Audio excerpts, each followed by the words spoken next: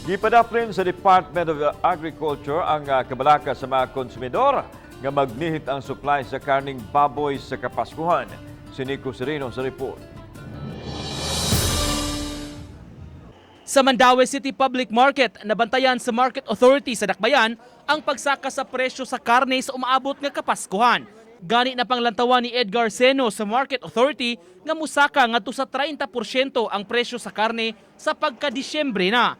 Apan gitataw ni Wilberto Castillo, Regional Technical Director for Research and Regulations sa Department of Agriculture sa Rehiyon 7, taas ang sufficiency level sa karne sa Sugbo nga moabot gani sa 156%.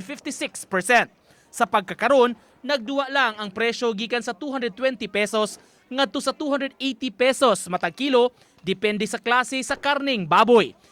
From gikan sa January no stable man ang prices sa pork. Hinuon iyang giangkon nga musaka sa 20% ang demand sa karne sa Disyembre apan dili musobra sa 300 pesos ang presyo matag kilo. Ang pagsaka so, pero as I said sa kanang 56 na to surplus dili kuan gid na siya. Sufficient na makakuan patag.